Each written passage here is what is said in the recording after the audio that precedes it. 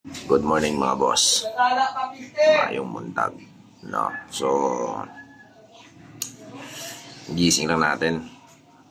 Isang araw kahapon. Update. Hindi ako nakapasok. Wala akong ganang kumain. Ay, meron tayong sakit. Okay, so ngayon, kinakain ko noodles. Tapos, bumili ko ng mga gamot, antibiotic. Ayan. Nagparesita tayo ng gamot sa doktor. Ayan. Ngayon, ano nga ba sakit ko? Dahil doon sa grinder namin, pagtatabas ng tiles, doon sa bahay na ginagawa namin, doon sa boss namin, ay tinamaan tayo ng alikabok tonsil.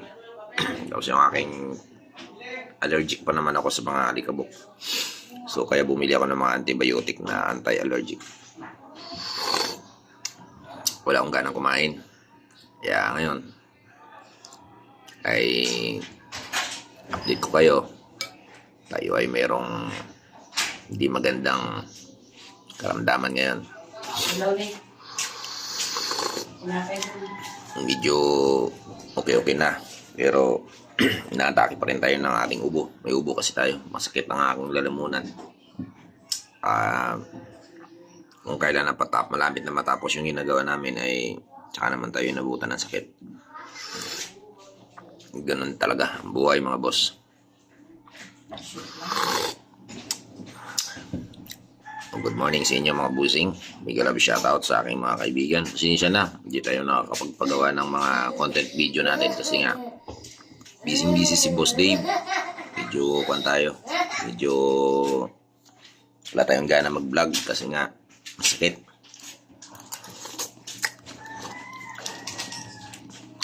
Ngayon, pinipilit kong kumain kasi nga itong aking gamot 3 times a dito. Isa sa umaga, 6 o'clock in the morning. Kaya ngayon gusto kong maghigop ng sabaw kasi nga iinom ako ng alas 6 ng gamot. Tapos mamaya alas 2. Tapos alas 6 ng gabi ulit. 3 times a day. So, sana gumaling na tayo para matapos yung ating ginagawang trabaho doon sa kabilang bahay. Para makapagpahinga na rin tayo at makapagparelax tayo. So, sa aking mga kaibigan, huwag kayong mag-alala. Okay naman tayo. Di natin pababayaan natin sarili. Sadyang ganun lang talaga. Minsan nagkakasakit talaga yung tao. So, good morning sa inyo mga boss. Hanggang dito na lang yung aking vlog. Mega love shoutout. Happy, ano bang araw ngayon? Saturday. Happy Saturday everyone. God bless everyone. Bye-bye.